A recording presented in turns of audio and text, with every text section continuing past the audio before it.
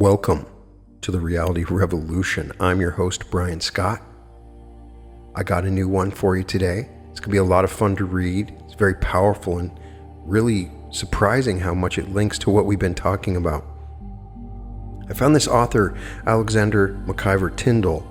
You may have listened to my previous episode. I don't know if I'm going to release this one first or not. But this guy has a sort of history in the New Thought movement, was a hypnotist, wrote a book called Ghosts, A Message from the Illuminati, and may have been a part of a secret society and had unique hypnotic powers. And so there's some interesting information about him.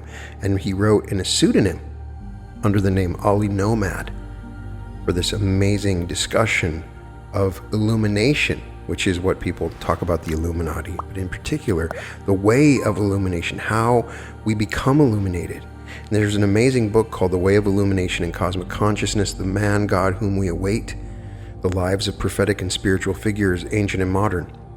I highly suggest that you read the book. It has a description of illumination, discussion of the self, and a variety of other different concepts, and then goes into detail about Moses, Gautama, Jesus of Nazareth, Paul of Tarsus, Muhammad, Swedenborg, gives examples of poets and a bunch of people that have seen illumination, had the light given to them, how they've changed their lives. And it's really a description in my own heart of what would happen if we went into a new earth sort of spiritual awakening. And there's a chapter at the end on methods of attainment, the way of illumination. And I wanted to read a few references from this book, but I recommend you read the whole thing. And we're going to read the discussion, the argument at the beginning, with a beautiful poem about illumination, the awakening of illumination, and then the methods of attainment. The self and symbol. Thou most divine, above all women, above all men in consciousness, thou in thy nearness to me hast shown me paths of love, yea, walks that lead from hell to the great light where life and love do ever reign. Thou hast taught me a patience to behold whatever state, however beautiful and joyful, however ugly and sorrowful, to know that these are all but the glimmerings of the greater life, expressions of the infinite, according to the finality of that moment, now to come in the eternal now, which thou sweet presence hast awakened me to. I see the light, the way, an everlasting illumination that takes me to the gate, the open door to the house of God. There I find most priceless jewels, the key to all the ways that lead from Om to thee. A mistake, an off-turn from the apparent road of right, is but the bruising of thy temple, calling thyself thy soul, the God within, showing thee the nita of it all, which is but half of me. And as thy consciousness of the two, the nita and the ita, comes to thee, a three is formed, the Trinity is found. Through thee the deity has spoken, uniting the two in the one, revealing the illusion of mortality, the message of Om to the illumined. Man is essentially a spiritual being. The source of this spiritual omniscience we may not, in our finite intelligence, fully cognize, because full cognition would preclude the possibility of finite expression. The destiny of man is perfection. Man perfected becomes a god. Only the gods are immortal, we are told. Let us consider what this means, supposing it to be an axiom of truth. Mortality is subject to change and death. Mortality is the manifest, the stage upon which man in his life plays many parts. Immortality is what the word says it is, godhood recognized in the mortal. I'm, or Om, the more general term, stands for the changeless, birthless, deathless, unnameable power that holds the words in space and puts intelligence into men. Biologists, even though they were to succeed in reproducing life by chemical processes from so-called lifeless sterilized matter, making so high a form of manifestation as man himself, yet could never name the power by which they accomplished it. Always there must remain the unknowable, the absolute. Om, therefore, is the word we use to express this omniscient, omnipotent, and omnipresent power. The term mortal we have already defined. The compound immortal, applied to individual man, stands for one who has made his at-one-ment with Om, and who has, while still in the mortal body, recognized himself as one with Om. This is what it means to escape the second death, to which the merely mortal consciousness is subject. This is the goal of every human life. This is the essence, the substance of all religious systems and all philosophies. The only chance for disputation among theologians and philosophers lies in the way of accomplishing this at-one-ment. There is not the slightest opportunity for a difference of opinion as what they wish to accomplish. Admitting then that the goal of every soul is the same, immortality, the mortal consciousness cognizing itself as Om, we come to a consideration of the evidence we may find in support of this axiom. This evidence we do not find satisfactory in spirit communication, in psychic experiences, in hypnotic phenomena, and astral trips, important and reliable as these many psychic research phenomena are. These are not satisfactory or convincing evidences of our at-one-ment with Om, because they do not preclude the probability of the second death, but on the contrary, they verify it. However, aside from all these psychic phenomena, there is a phase of human experience, much more rare but becoming somewhat general, that transcends phenomena of every kind. The Western world has given to these experiences the term cosmic consciousness, which term is self-explanatory. The Orientals have long known of this goal of the soul, and they have terms to express this, varying with the many types of the Oriental mind, but all meaning the same thing. This meaning from our Occidental viewpoint is best translated in the term liberation, signifying to be set free from the limitations of sense and of self-consciousness, and to have glimpsed the larger area of consciousness that takes in the very cosmos. This experience is accompanied by a great light. Whether this light is manifested as spiritual or as intellectual power determines its expression. The object of this is to call attention to some of the more pronounced instances of this illumination and to classify them according as they have been expressed through religious enthusiasm, poetical fervor, or great intellectual power. But we have also one other argument to make, and this we present with the conviction of its truth, while conceding that it must remain a theory until proven, each individual man or woman for himself and herself. The postulate is this: immortality, i.e. godhood, is bisexual. No male person can by any possibility become an immortal god in, of, and by himself. No female person can be complete without the other half that makes the one. Each and every soul, therefore, has its spiritual counterpart, its other half, with which it unites on the spiritual plane when the time comes for attainment of immortality. Sex is an eternal verity. The entire cosmos is bisexual. Everything in the visible universe, in the manifest, is the result of this universal principle. As above, so below, is a safe rule as far as the idea goes. This hypothesis does not preclude perfection above of that which we find below, but any radical reversion or repudiation of nature is inconceivable. Male and female created he them. This being true, male and female must they return to the source from which they sprung, completing the circle, and gaining what? Consciousness of godhood, of completeness in counterpartal union. Not absorption of consciousness, but union, which is quite a different idea. Out of this counterpartal union, a race of gods will be born, and these supermen shall inherit the earth, making it a fit dwelling place for the gods. This earth is now being made fit.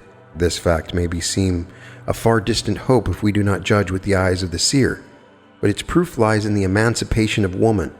Its evidences are many and varied, but the awakening of woman is the cause. This awakening of woman constitutes the first rays of the dawn, that long-looked-for millennium which many of us have regarded as a mere figure of speech instead of as a literal truth.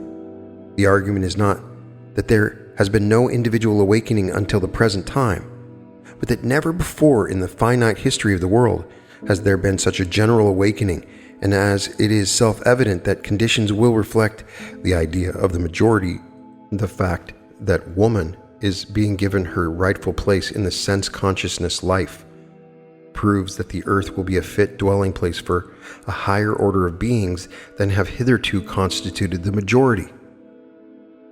The numerous instances of illumination or cosmic consciousness which are forcing attention at the present time prove that there is a race awakening to a realization of our unity with Om. Another point which we trust these pages will make clear is this so-called revelation is neither a personal discovery nor any special act of a divine power. God spake thus, and so to me, is a phrase which the self-conscious initiate employs because he has lost sight of the cosmic light, or because he finds it expedient to use that phraseology in delivering the message of cosmic consciousness. If we will substitute the term initiation for the term revelation, we will have a clear idea of the truth. Perhaps some of our readers will feel the terms mean the same, but for the most part, those who have employed the word revelation have used it as implying the plan of the cosmos was unfinished, and that the Creator, having found some person suitable to convey the latest decision to mankind, natural laws had been suspended and the revelation made. It is to correct this view that we emphasize the distinction between the two worlds. Cosmos is complete. As it was in the beginning, it is now and ever shall be. Worlds without end. A circle is without beginning or end. We in our individual consciousness may traverse this circle, but our failure to realize its completeness does not change the fact that it is finished.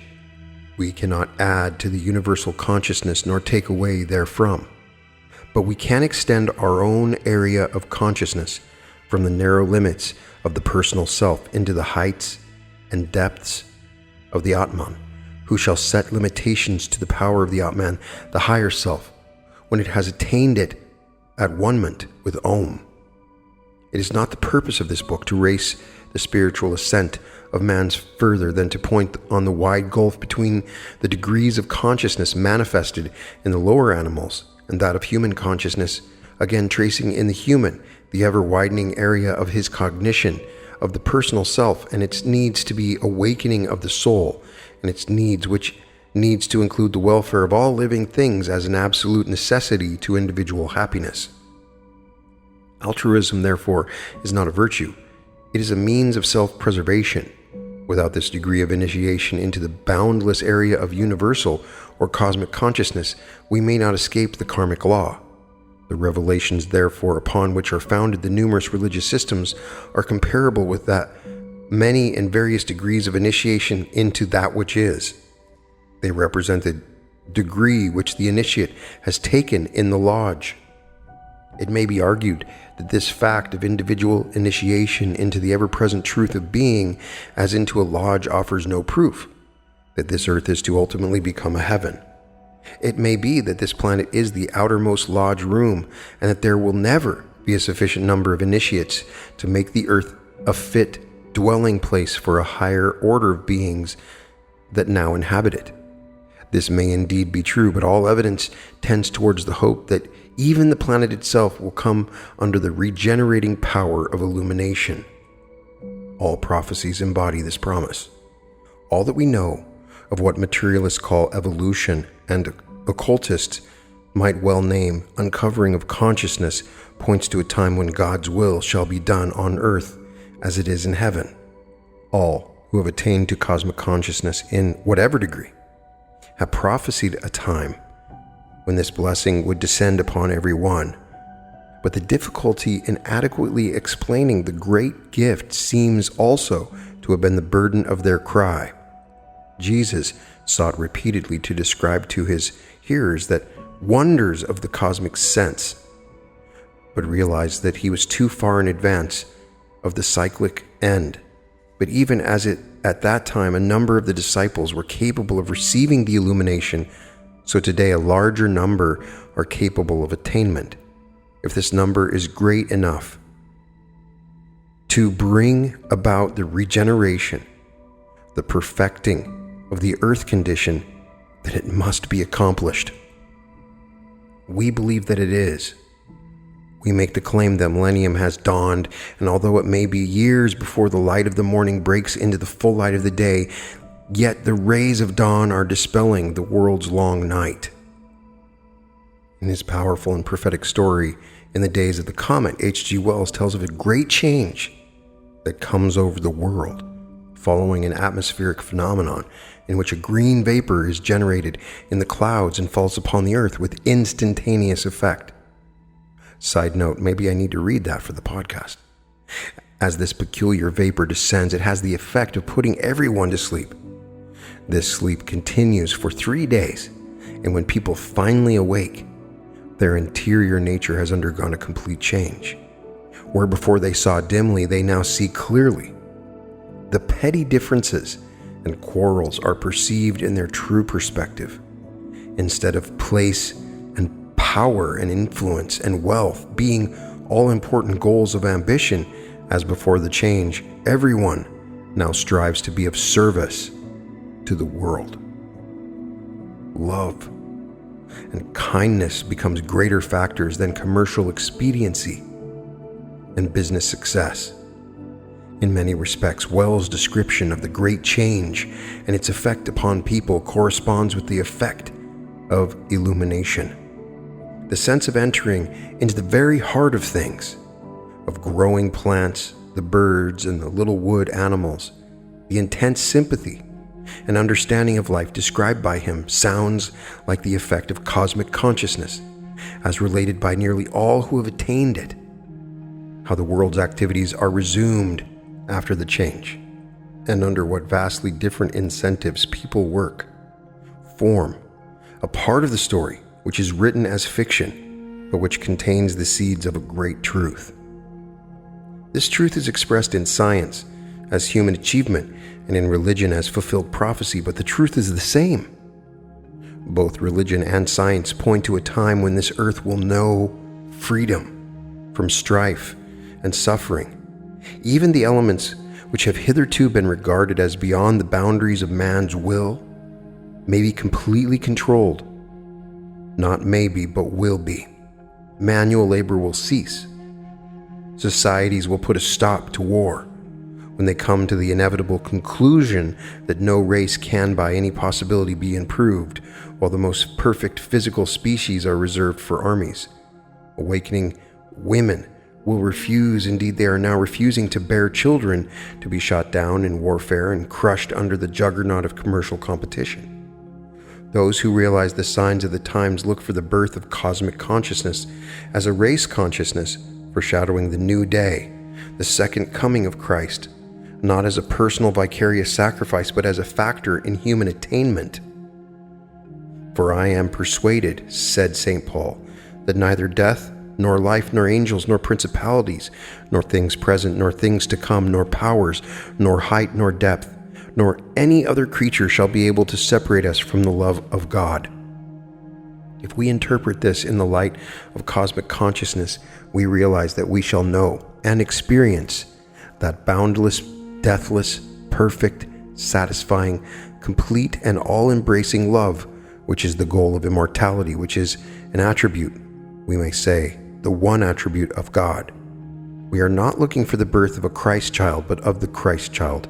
We are not looking for a second coming of a man who shall be as Jesus was, but we are anticipating the coming of the man who shall be cosmically conscious, even as Jesus or as was Gautama the Buddha. that there may be one man and one woman who shall first achieve this consciousness and realization is barely possible, but the preponderance of evidence is for a more general awakening to the light of illumination. We shall not all sleep, but we shall all be changed in the twinkling of an eye, said St. Paul. The prophecy of the woman clothed with the sun and the moon under her feet is not of a woman, but of a woman, in the light of a race of men who have attained cosmic consciousness. Nothing more is needed to make a heaven of earth than the great light and love that comes of illumination shall become dominant. It will solve all problems, because problems arise only because we are groping in the dark.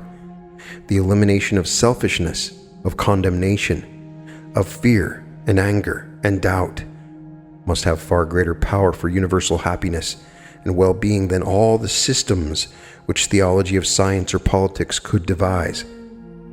Indeed, all these systems are sporadic and empirical attempts to express the vague dawning of illumination. In the fullness of its light, the need for systems will have passed away.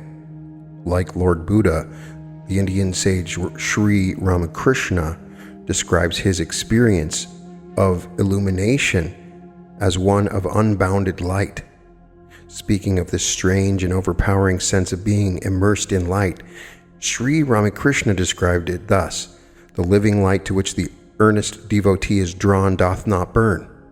It is like the light coming from a gem, shining yet soft, cool, and soothing. It burneth not. It giveth peace and joy." This effect of great light is an almost invariable accompaniment of supraconsciousness, although there are instances of undoubted cosmic consciousness in which the realization has been a more gradual growth, rather than a sudden influx in which the phenomenon of light is not greatly marked. Muhammad is said to have swooned with intolerable splendor of the flood of white light which broke upon him after many days of constant prayer and meditation in the solitude of the cavern outside of the gates of Mecca. Similar is the description of the attainment of cosmic consciousness given by the Persian mystics, although it is evident that the Sufis regarded the result as reunion with the other half of the soul in exile. The burden of their cry is love, and union with the beloved is the longed-for goal for all earthly strife and experience. Whether this reunion be considered from the standpoint of finding the other half of the perfect one, as exemplified in the present-day search for the soul mate, or whether it be considered in the light of a spiritual merging into the one eternal absolute, is the question of questions. Certainly the terms used to express this state of spiritual ecstasy are words which might readily be applied to lovers united in marriage. One thing is certain: the Sufis did not personify the deity except symbolically, and the beloved one is impartially referred to as masculine or feminine, even as modern thought has come to realize God as the Father-Mother. In all mystical writings we find the conclusion: there is no one way in which the seeker may find reunion with the beloved. The ways of God are as the number of the souls of men, declare the followers of Islam, and for the love that thou wouldst find demands the sacrifice of self, to the end that the heart may be filled with the passion to stand within the Holy of Holies, in which alone the mysteries of the true beloved can be revealed unto thee, is also a Sufi sentiment, although it might also be Christian or Mohammedan or Vedantan. Indeed, if the student of esotericism searches deeply enough, he will find a surprising unity of sentiment and even of expression in all the varieties of religions and philosophies, including Christianity. It has been said that the chief difference between the message of Jesus and those of the holy men of other races and times lies in the fact that Jesus, more than his predecessors, emphasized the importance of love. But consider the following lines from Jami, the Persian mystic: "Gaze till gazing out of gazing grew to being her. I gazed on, she and I no more, but in one undivided being blended. All that is not one must ever suffer with the wound of absence, and whoever in love's city enters finds but room for one, and but in oneness union." These lines express the religious ecstasy which results from spiritual aspiration, or they express the union of the individual soul with its mate according to the viewpoint.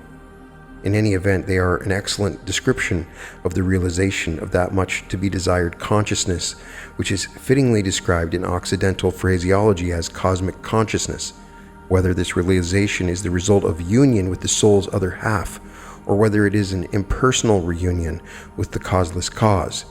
The absolute from which we are earth wanderers is not the direct purpose of this volume to answer, though the question will be answered, and that soon. The riddle of the Sphinx is no riddle at all. The strange figure, the lower part animal, the upper part human, and the sprouting wings epitomize the growth and development of man from the animal or physical carnal consciousness to the soul consciousness, represented by woman's head and breast, to the superconscious winged God. No higher conception of life has ever emanated from any source than the concept of man developed to a state of perfection represented by wings, a symbol of freedom. These winged humans are sometimes called angels and sometimes gods, although the words may not be synonymous. The point is that no theory of life and its purposes seems more general or more inescapable than that of man's growth from limitations to godhood or freedom. Whether this consummation is brought about through an unbroken chain of upward tendencies from the lowest forms of life to the highest, or whether it is symbolized by the old theologic idea of man's fall from godhood to sin, the fact remains that we know no other ideal than that represented by perfected man, and we know no lower idea than that of man still in the animal stage of consciousness. Artists, painters, sculptors wishing to depict the beauty of spiritual things must still use the human idea for a model, refined, spiritualized, superhuman, but still man. It is a truism that man epitomizes the universe. Therefore, the law of growth, which science names evolution, may be studied and applied with equal precision and accuracy to the individual, to a body of individuals called a nation, and to worlds or planets. The evolution of an individual is accomplished when he has learned through the various avenues of experience the fact of his own godhood, and when he has established his union with that indescribable spiritual essence, which is called Om, God, Nirvana, Samadhi, Brahm, Kami, Allah, and the Absolute. A Japanese term is Daizaku. The Zen sect of Japanese Buddhists say Daigo Tetai, and one who has attained this super phase of consciousness is called Shonin, meaning literally above man. Emerson, the great American seer, expressed this nameless one as the oversoul, and Herbert Spencer, the intellectual giant of England, used the term universal energy. Emerson was a seer, Spencer was a scientist, which word, until recently, was a synonym for materialist. But what are words? Mere symbols of consciousness, and subject to change and evolvement as man's consciousness evolves. The student of truth will recognize in these different words exactly the same meaning. The eternal energy from which all things proceed is a phrase identical with the oversoul or the absolute from which all manifestation comes. Man's evolution, then, is an evolution in consciousness, from the subjective awareness of the monad to a realization of the entire cosmos.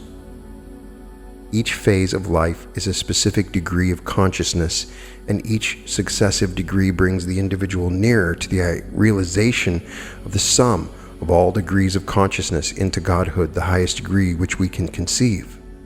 Such, briefly, is a statement of that phenomenon which is attracting the attention of Occidental students of psychology, and which has been fittingly termed the attainment of cosmic consciousness. The phrase expresses a degree of consciousness which includes the entire cosmos, not only this planet called Earth and everything thereon, but also the spheres of the constellation. Not that this degree of consciousness carries with it the power to express in words that which it is. In fact, the one who has had this marvelous awakening cannot adequately describe or even retain a full comprehension of what it signifies. All-inclusive knowledge would indeed preclude the possibility of expression. Therefore, even if it were possible to retain in the finite mind the full realization of cosmic consciousness, words could not be found in which to express it to others. Thought is the creator of words, but thought is but the material which the mind employs, and cosmic consciousness transcends the mind, engulfs the soul, and reaches the trackless areas of spirit.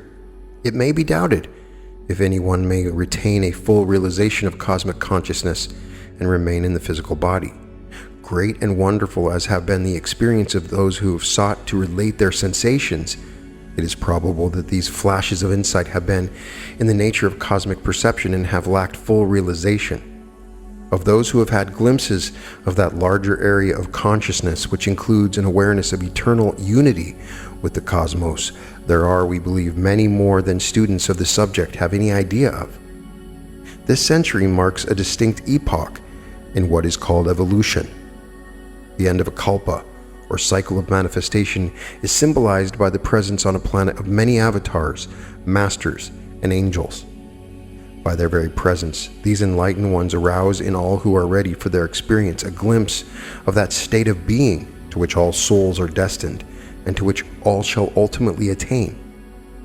A time when gods shall walk the earth is a prophecy which all nations have heard and looked forward to. That time is now.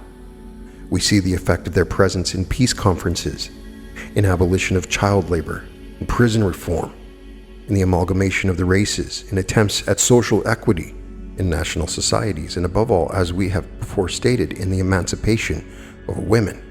In fact, it has seen in all the various ways in which the higher consciousness finds expression.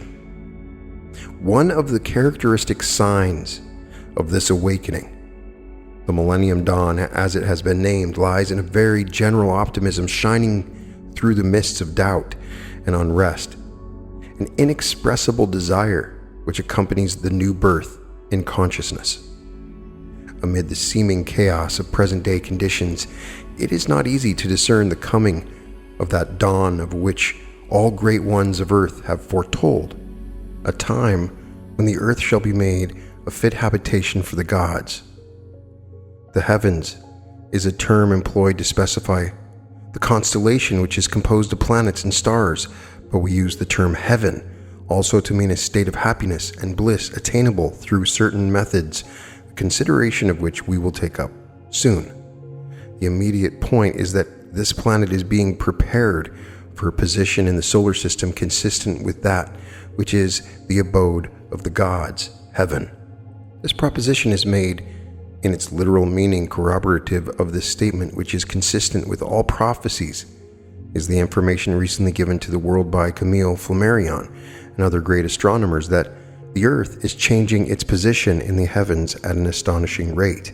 The idea that there shall be no night there is foreshadowed by the estimate that this change will give to the Earth a perpetual and uniform light and heat. The new thought preachment of physical immortality is but a faint and imperfect perception of this time, when there shall be no death, because the animal man subject to change shall give place to the changeless, deathless spiritual man, not through cataclysms and destruction, but through the natural birth into a higher consciousness.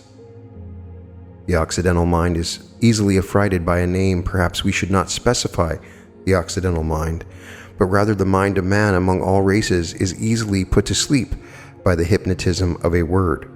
The word pantheism is a bugaboo to the Occidentalist. He fears the destruction of the monistic faith if he admits that man in essence is a god, and that therefore there are many gods in the one God, even as there are many members of the one physical organism.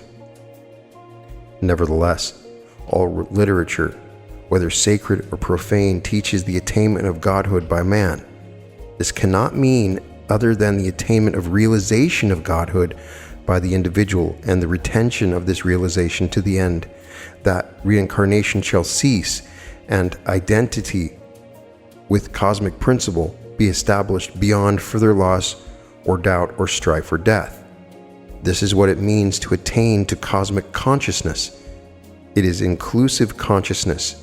It is not absorption into the vast unknown in the sense of annihilation of identity.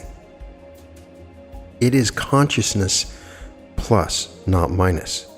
An ancient writing says, "And thou shalt awake as from a long dream." Thou shalt be like the perfume arising from the flower in which it has been so long enclosed. And thou wilt float above the opened flower, and thou wilt say, there is time before me in eternity. There is nothing in the testimony of those who have described as best they could their emotions upon attainment of this consciousness, which would argue the absorption of the individual soul into the absolute. There is no testimony to argue that the attainment of cosmic consciousness carries with it anything approaching annihilation of sentiency. Rather, it would seem to testify to an acceleration of all the higher faculties. That this would be a more apt interpretation may be seen by comparing the different reports of those experiencing the phenomena of illumination. Nevertheless, there has been much controversy regarding the meaning of the terms nirvana, samadhi, etc., words expressing the condition which we are considering under the phase cosmic consciousness.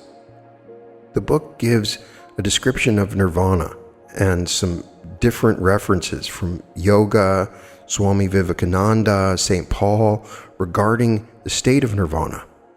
The key element that I wanted to bring into this was the final chapter on the methods of attainment, the way of illumination, in which different techniques, including yoga, are discussed as a way, a method of achieving the illumination that he discusses. Oriental philosophers recognize 4 important methods of yoga. Yoga is the word which signifies uniting with God. From what has gone before in these pages, the reader will understand that unity with God means us, the uncovering of the God nature within or above the human personality. It means the attainment and retainment in fullness of cosmic consciousness. We do not believe that anyone retains full and complete realization of cosmic consciousness and remains in the physical body. The numerous instances to which we allude in former chapters are at best but temporary flights into that state, which is the goal of the soul's pilgrimage and the only means of escape from the ceaseless round of births and deaths, which so waited upon the heart of Gautama.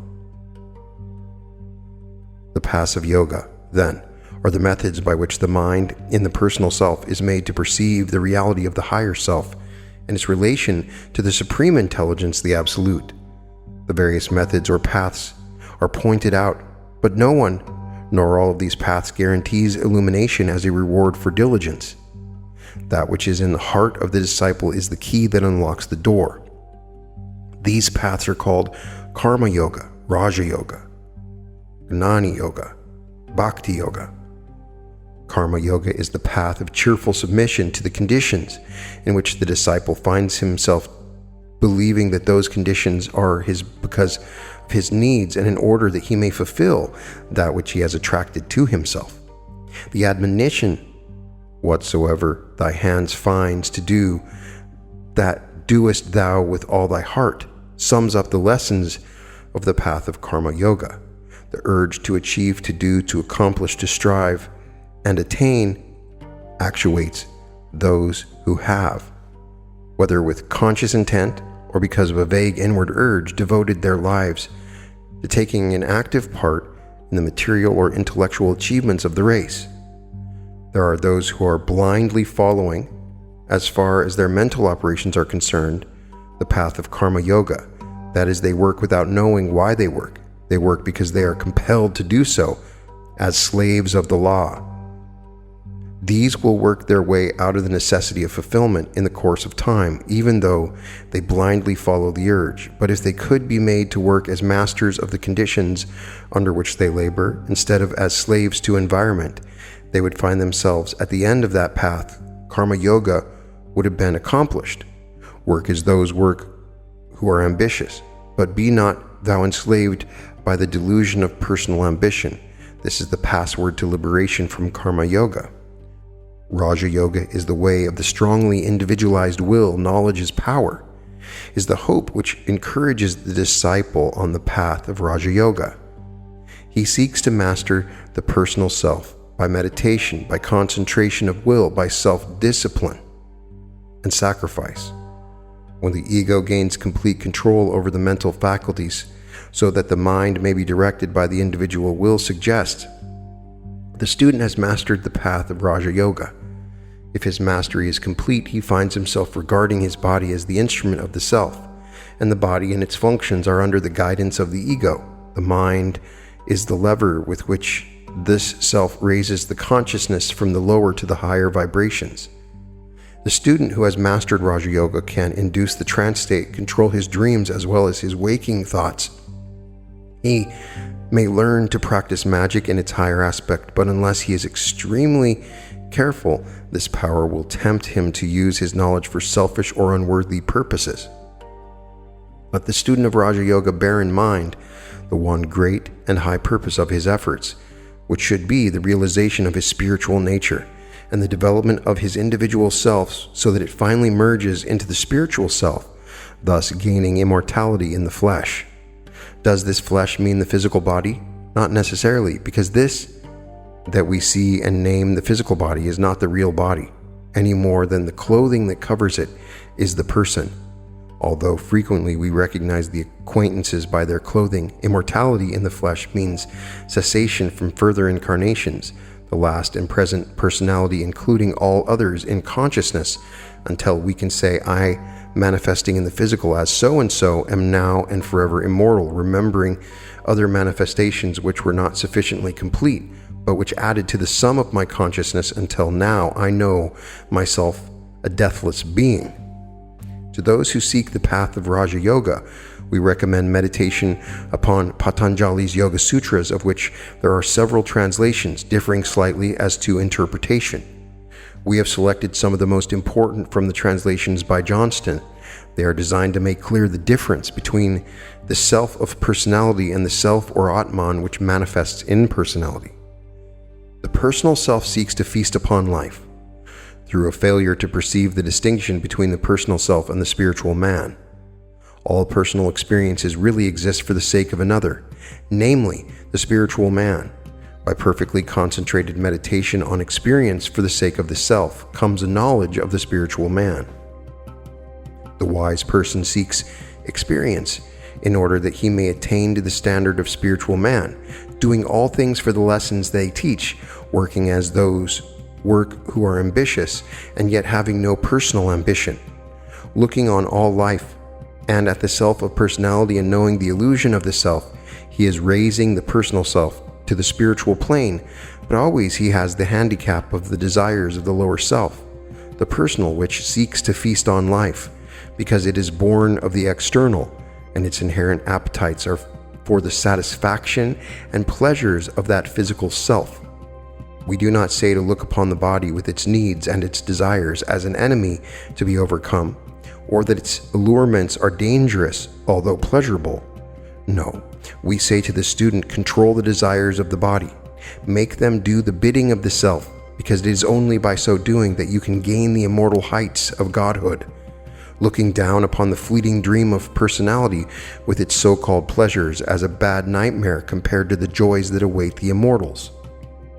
Therefore, concentrate upon experience for the sake of the self that you are, and learn the lesson of your experience, throwing aside the experience itself, as you would cast aside the skin of an orange from which the juice had been extracted. Don't fill the areas of your mortal mind with rubbish, with memories of benefits forgot, or loves unrequited, or friendships broken, or misspent hours, or unhallowed words and acts. Cull from each day's experiences all that helps to develop the spiritual man, all that will stand the test of immortality. Kind words and deeds, principle maintained, a wrong forgiven, a service cheerfully extended, a tolerance and generosity for the mistakes of others as well as for your own. These seem small things to the personal self, the ambitious, the gloating, the sense-desiring self of the personality. We scarcely take them into account. But to the self that is seeking immortality, these are the grains of wheat from the load of chaff, the diamond in the carbon, the wings upon which the spirit soars to the realms of bliss. Meditate upon the sutra. By perfectly concentrated meditation upon the heart, the interior being comes the knowledge of consciousness.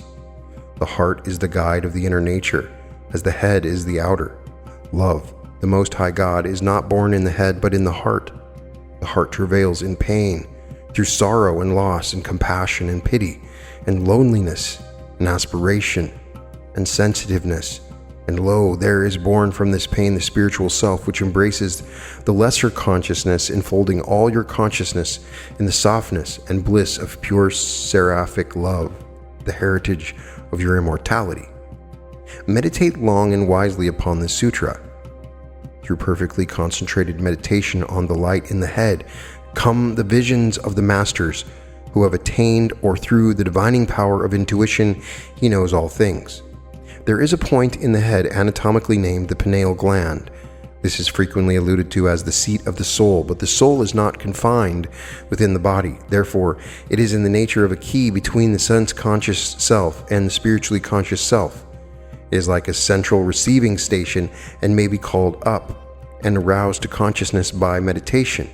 Realizing and focusing the light of the spiritual nature upon this part of the head opens up those unexplored areas of consciousness in which the masters dwell, and the student knows by intuition, which is a higher aspect of reason, many things which were heretofore incomprehensible to the merely sense-conscious man. The spiritual self is not a being unlike and wholly foreign to our concept of the perfect mortal man. All the powers of discernment which we find in mortal consciousness are accentuated, intensified, refined, all grossness, all imperfections and embarrassments removed, pleasure sensitized to ecstasy, love glorified to worship, shapeliness, beauty, force, the temper of the diamond. These are the endowments of that body. The spiritual body is shapely, strong, beautiful, imperishable as the diamond with all its brilliancy. No vapory, uncertain or unreal being, but the real with the husk of sense consciousness dropped off, and only the kernels of truth buried in the chaff of experience retained from the experiences of the personal self. When the spiritual man is perfectly disentangled from the psychic body, he attains to mastery over all things and to a knowledge of all. The spiritual self, the cosmic conscious self, must not be confounded with the psychic body, which is formed from the emotions, passions, fears, hatreds, ambitions, resentments, envy, regrets. Know thyself as a being superior to all baser emotions, and the mastery over them is complete. They are not destroyed but converted into love, the everlasting source of life. There should be complete overcoming of allurement or pride in the invitations of the different regions of life, lest attachments to things evil arise once more. It is said that the disciples seeking the paths of yoga reach 3 degrees or stages of development. First, those who are just entering the path. Second, those who are in the realm of allurements, subject to temptations. Third, those who have won the victory over the senses and the external life, Maya. Fourth, those who are firmly entrenched behind the bulwark of certainty, the spiritual being realized, cosmic consciousness attained and retained.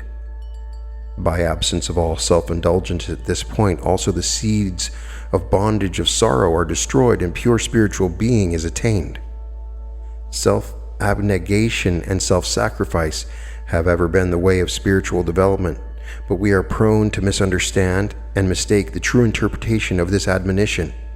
Men shut themselves in monasteries and women become nuns and recluses as a penance, in order to purchase, as it were, absolution at oneness with the Absolute, which knows not sin. This is not the point intended here.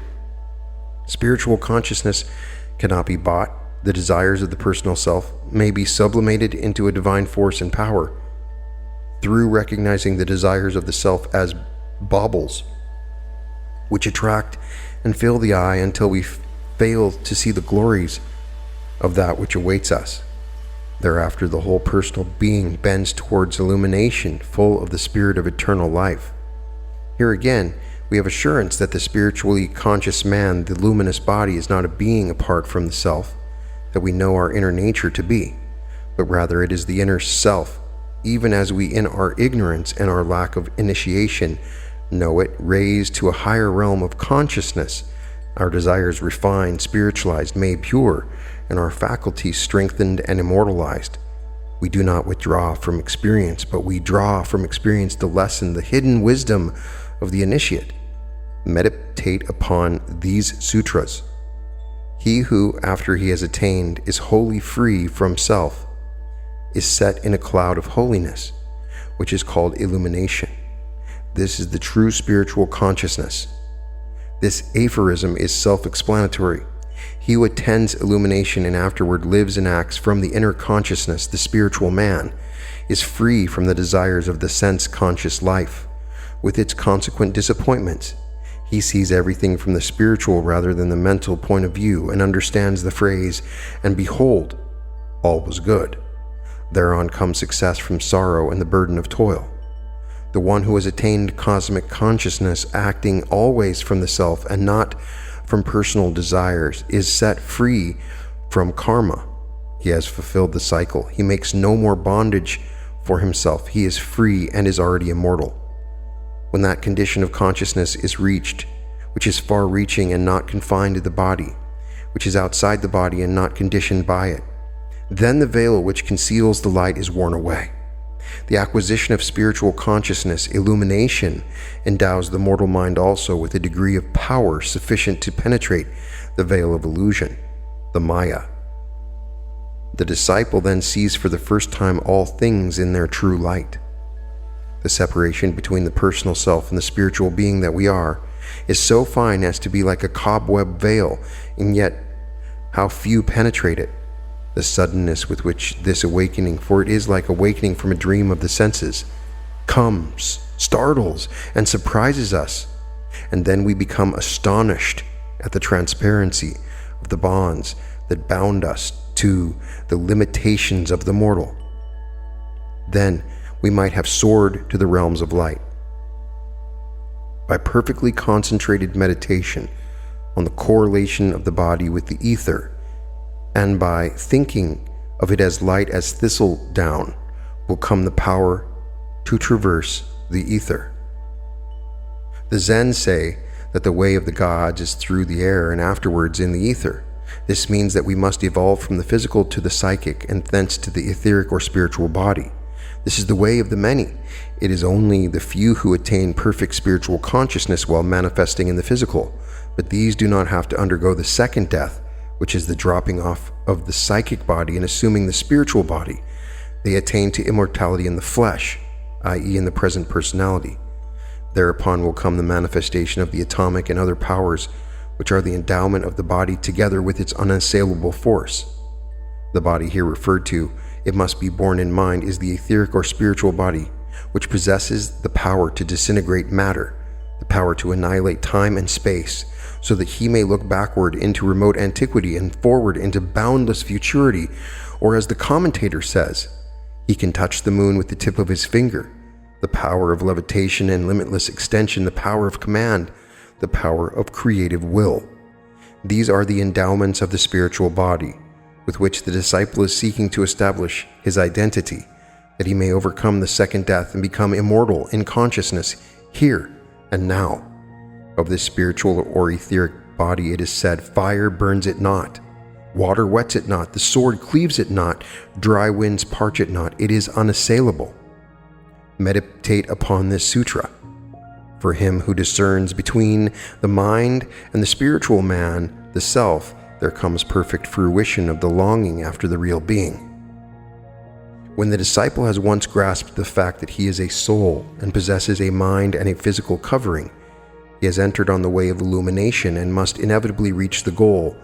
Then shall he find perfect fruition of the longing after the perfect self and its completement in union with the love that he craves. Have you, in lonely darkness, longed for companionship and consolation? You shall have angels and archangels for your friends and all the immortal hosts of the dawn. Such are the Yoga Sutras or aphorisms as enunciated by Patanjali. If the aspiring one were to give up a whole lifetime to their practice, gaining at last the consciousness of immortal life and love, what a small price to pay. Raja Yoga with its methods and exercises is the path of knowledge through application, concentration, meditation. The practice of Raja Yoga will lead the student to the path of Gnana Yoga and to the realization that Bhakti Yoga, the way of love and service, will be included. Not as an arduous task, not as a study or as a means to an end, but because of the love of it. Gnana Yoga comes as complementary to the practice of the sutras because knowledge applied for the purpose of spiritual attainment brings wisdom. Gnana Yoga then is the path of wisdom. The follower of Gnana Yoga seeks the occult or hidden wisdom and always has before him the idea of whether this or that be of the self, the Atman, or of the self, the personal, gradually eliminating from his desires all that does not answer the test of its reality in spiritual consciousness. He welcomes experiences of all kinds as so many lessons from which he extracts the fine grain of truth and throws aside the husks. He accepts nothing blindly or in faith, but proves all things holding fast to that which is good. Not that he lacks faith, but because the very nature of his inquiry is to discover the interior nature and its relation to God. There are many in the world today who feel the urge toward the path of Gnana Yoga because of the conviction that is forcing itself upon every truly enlightened mind that civilization with all its wonderful achievements does not promise happiness or solve the question of the soul's urge. In short, the educated and the well-conditioned, if he be a thinker and not submerged in Maya, lost in the personal self, inevitably finds himself searching for the real in all his labyrinth of mind, creations, and sea of emotions. And then, as a rule, he seeks the path of Gnana Yoga because this intellect must be satisfied, even though his heart calls.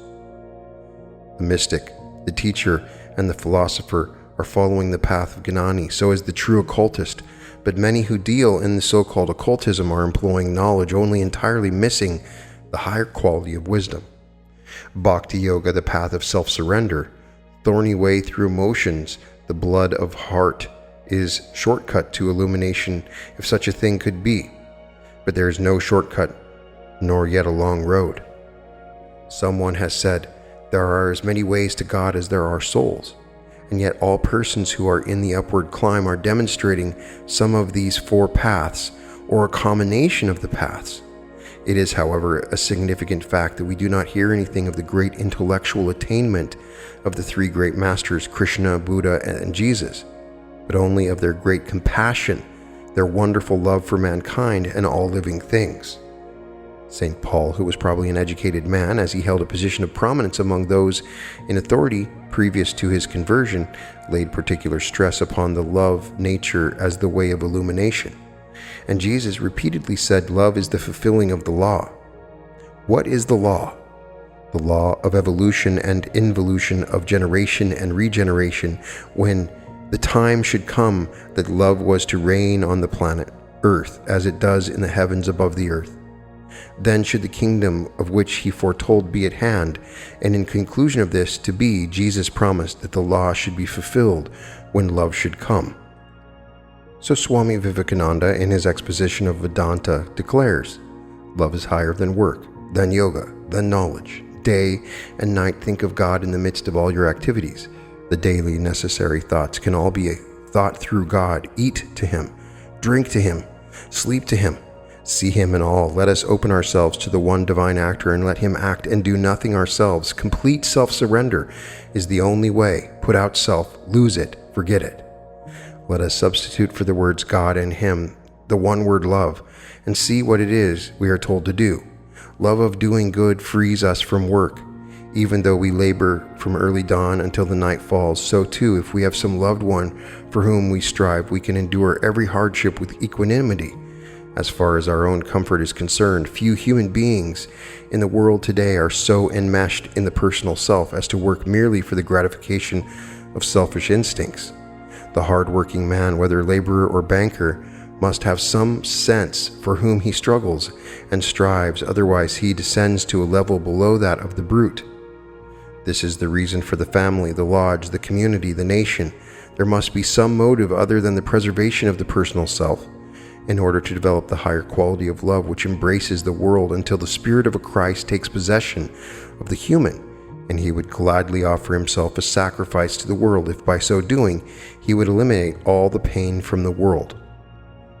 How natural it is to feel, when we see a loved one suffering, that we would gladly take upon ourselves that pain. The heart fills with love until it aches with its burden of it.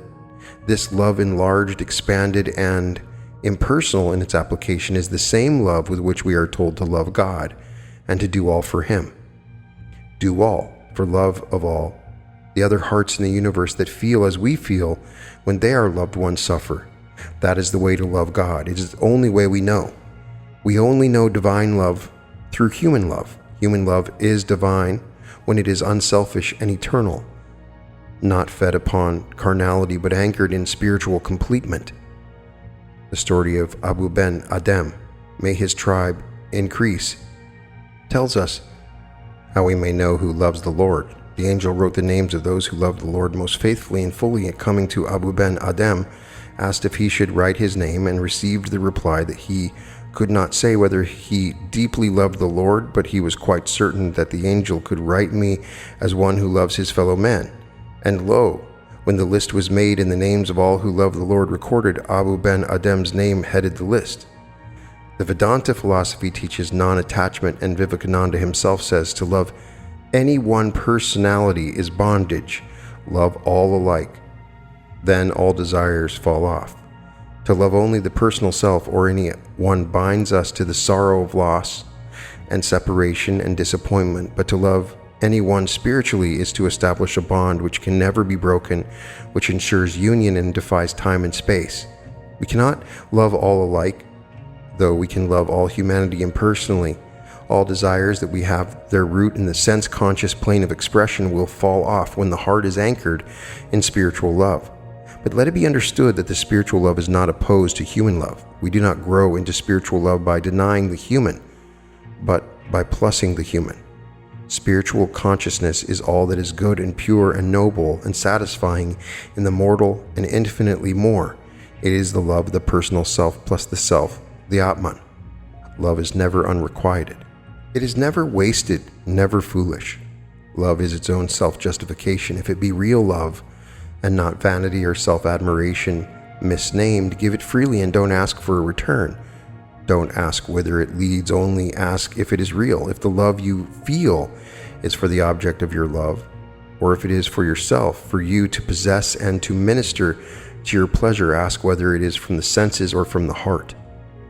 The way of the Bhakti Yoga is the way of love and service, because service to our fellow beings is the inevitable complement of love. Where we truly love, we gladly serve, it has been said. The chiefs tread a hairline. That is to say, the initiate must be prepared to meet defeat at every turn.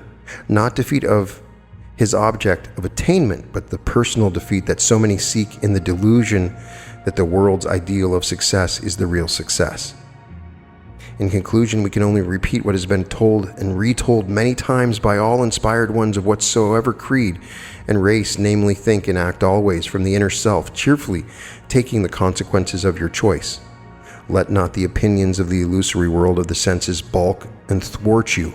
Let not the worldly wise swerve you from your ideal and your faith in the final goal of your earthly pilgrimage, the attainment of spiritual consciousness in your present personality. This is the meaning of immortality in the flesh. Doubt not this.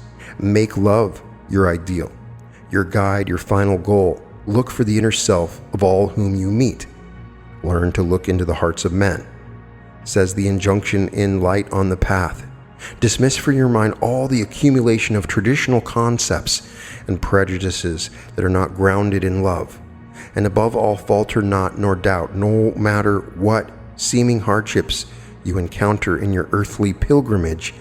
They are but the Indian clubs of your soul's gymnasium. Experience. Meet with triumph and disaster, and treat these two impostors just the same. Triumph and disaster, as seen with the eyes of sense consciousness, are both illusions. But don't for this reason cease your work. The phrase, "you must work out your own salvation," is true. So also you must be willing to do your part in working out the salvation of the world. Salvation means simply the realization of the spiritual being that you are, the attainment of that state of illumination which guarantees immortality. Experience teaches one important lesson. Our sense-conscious life is filled with symbolic language if we have the inner eye of discernment. An unescapable truth is symbolized in our daily life by the evidence that we get nothing for nothing. Everything has its price. Immortality, godhood, will not be handed to you on a silver tray.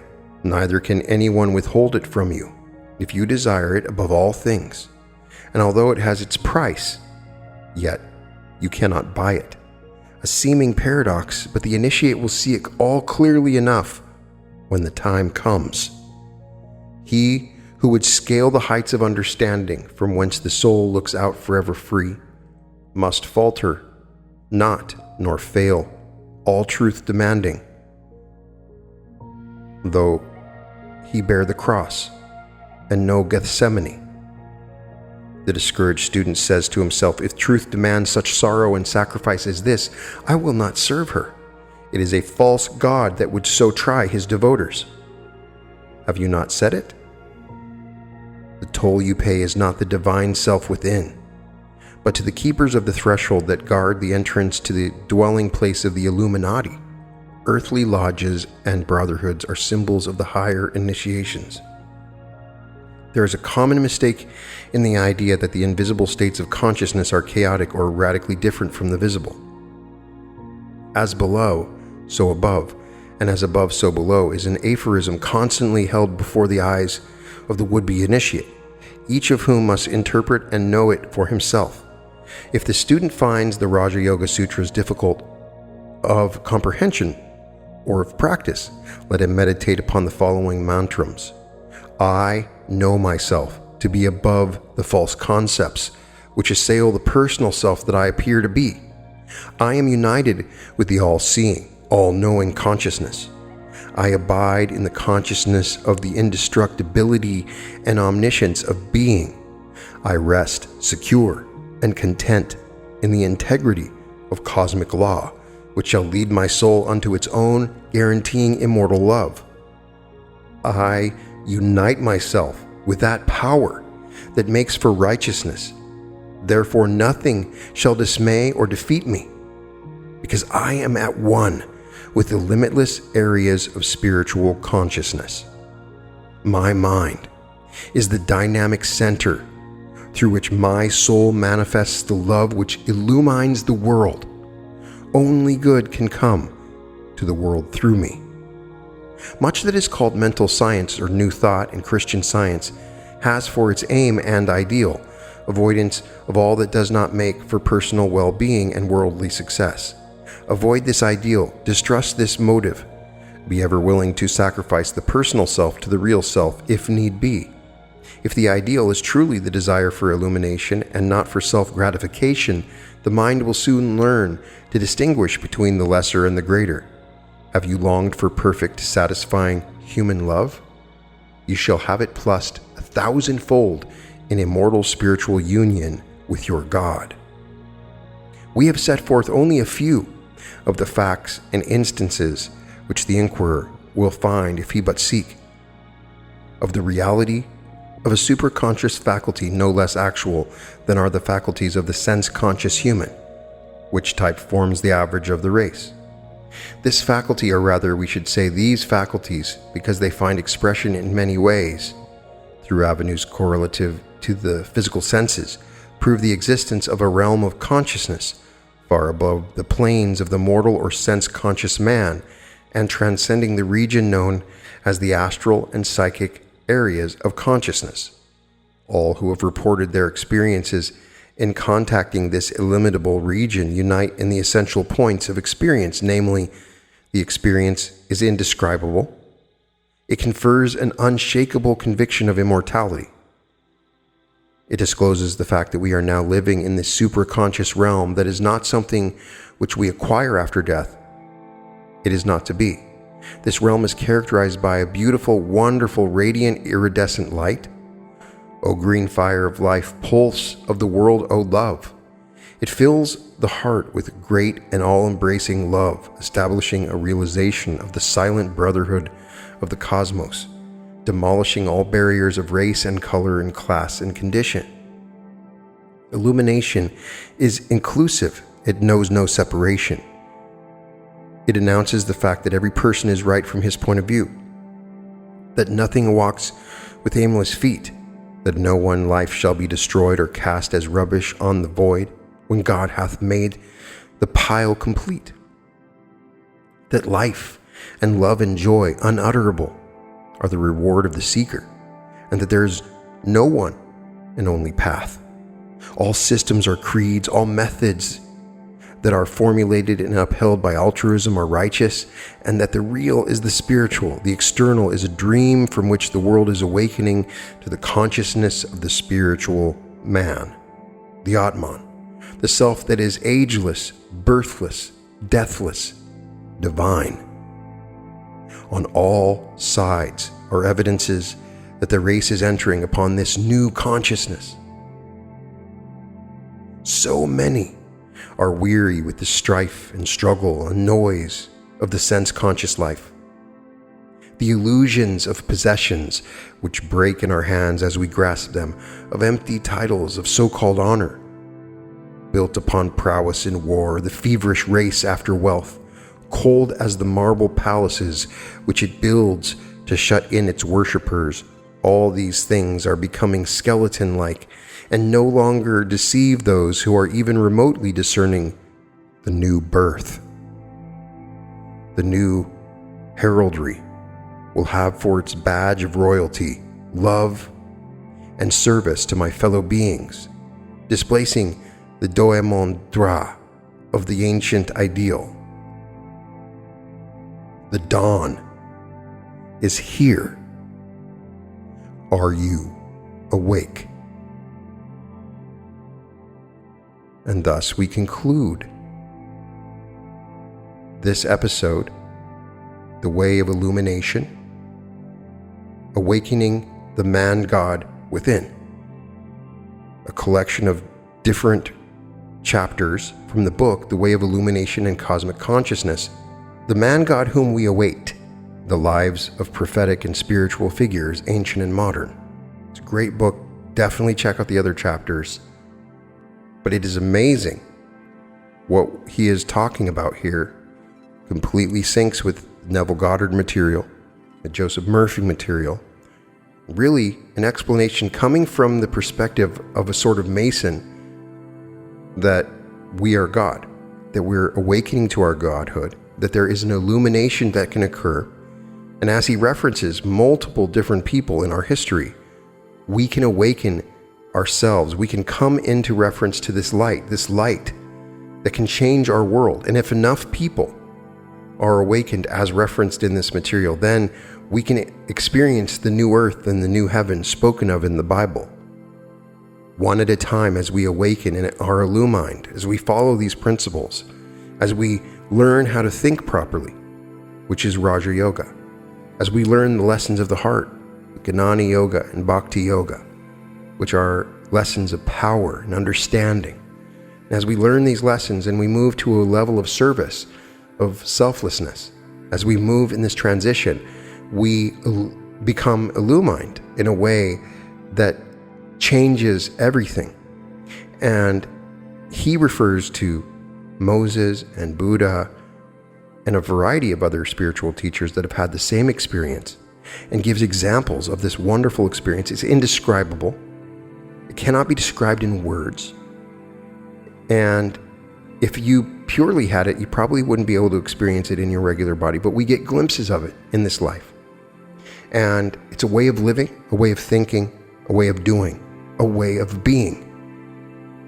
So, I'd love to get your thoughts on yet another book in the New Thought library that we are creating on the Reality Revolution podcast. Ollie Nomad was the name given in the book, but the actual writer was Alexander McIver Tyndall, who is a very interesting character. And I would love to get your feelings about this work. Doesn't it feel inspired? It really does. I am imagining wonderful things for everybody that can hear my voice and hoping that you have a fantastic day. Let me know what you think. And if I can find more like this, I will. I know that you'll be illuminated soon if you're not already, and you've seen the light, and tell me about it if you did. All episodes of The Reality Revolution can be found at therealityrevolution.com. And welcome. to the reality revolution.